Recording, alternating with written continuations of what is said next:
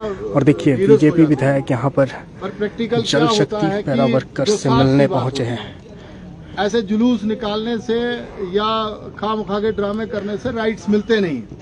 Rights के लिए कई बार कुर्बान होना पड़ता है। वैसे शहादत नहीं देनी पड़ेगी, आजाद है हिंदुस्तान, ये समझ जाओ बात, डरो मत इसमें।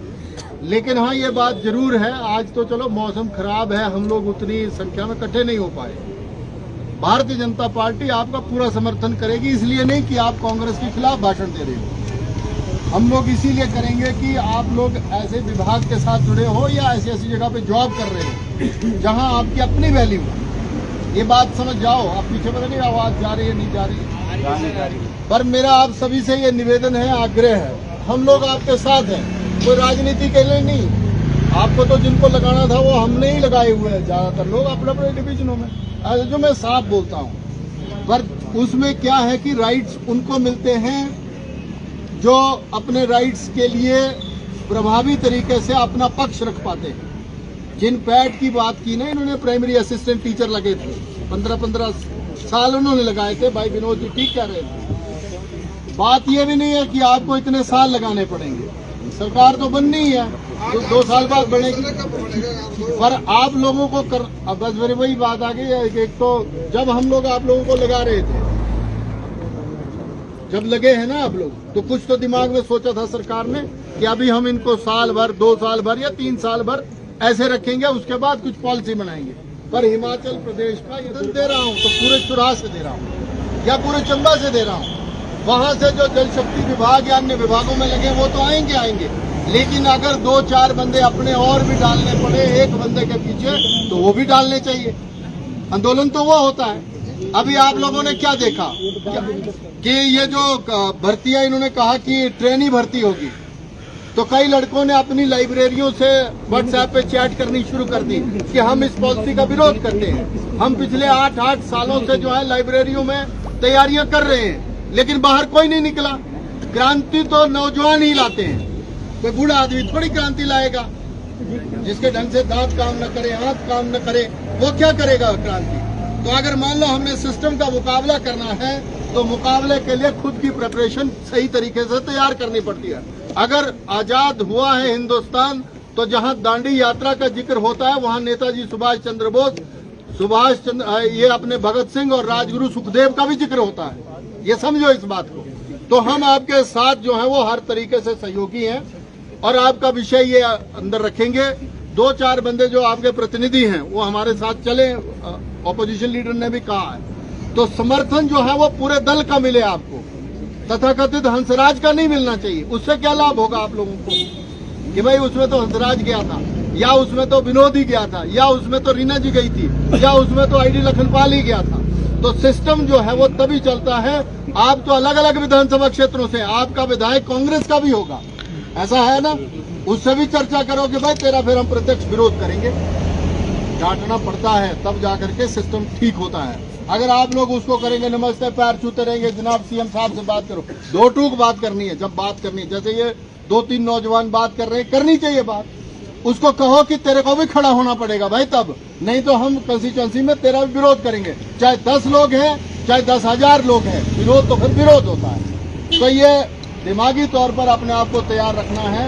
और हम तो यही कहेंगे कि ये सेशन ऐसे बराबर चलते रहेंगे। अब विंटर सेशन आएगा, फिर उसके बाद जो है वो आपका बजट सेशन आएगा।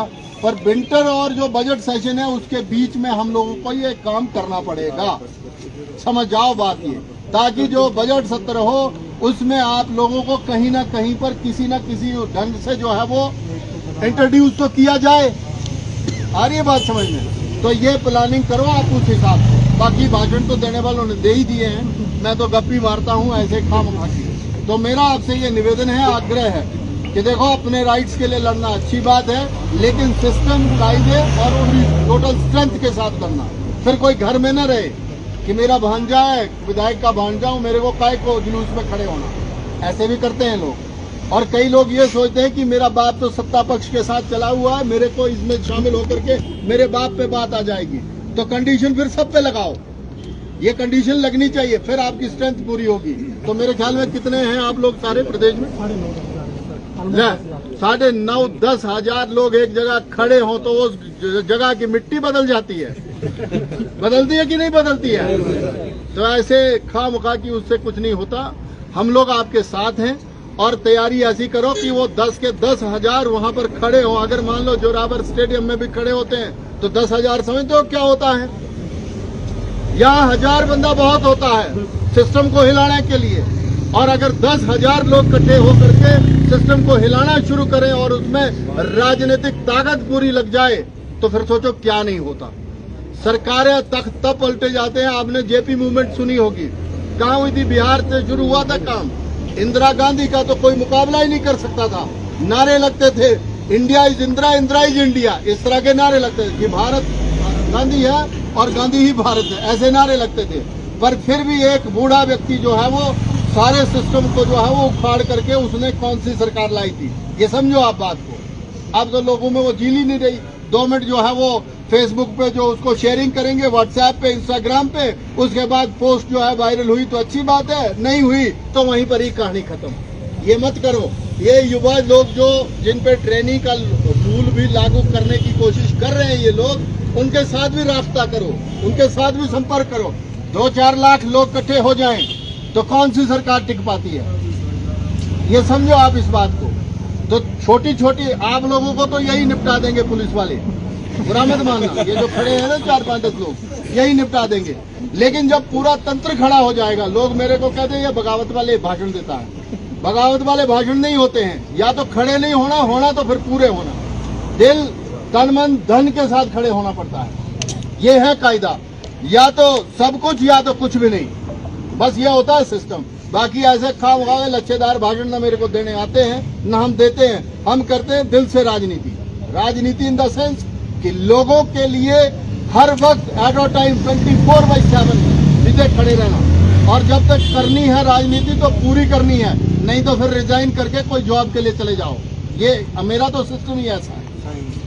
तो इतना ही मुझे कहना था। आप सब लोग जो है वो इतनी बड़ी संख्या में आए और आप लोगों का सच में मैं आपके जज्बे को सलाम करता हूँ कि बारिश है, इस तरह का माहौल, उसके बावजूद आप लोग यहाँ पर इकट्ठे हुए हैं। आप बधाई के पात्र भी हैं और जुनून जज्बा जो है वो बरकरार रखो। और वो खून या वो जवानी होती ही नहीं है जिसमें करंट ना हो। करंट वाइब्रेशन होनी चाहिए। और वो ऐसे बुरा मत मानना आप लोग, कोई लोग अगर दिल पे ले लेगा तो ले लेना, मुझे नहीं फर्क पड़ेगा। लेकिन इतना जरूर फर्क पड़ता है कि कम से कम आजाद हिंदुस्तान में अगर हम लोगों को गुलामी वाली जिंदगी जीनी पड़े तो उस जिंदगी से तो बेहतर है घर में बैठ जाएं हम लोग। ये समझो इस बात को।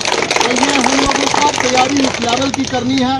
डेट आप लोग तय करेंगे, जो भी आप लोगों ने मौजूद लोग बनाए हैं वो लोग डेट तय करें और हमें हल्का सा मैसेज ड्रॉप कर दें। उसके बाद आप जहां बोलेंगे छोटी गोष्ठियां करनी है वो भी करेंगे। आपको लगता है जिला मुख्यालय में पहले प्रिपरेशन करनी है, तैयारी करनी है, हुजूम ऐसे नहीं खड़ा होता।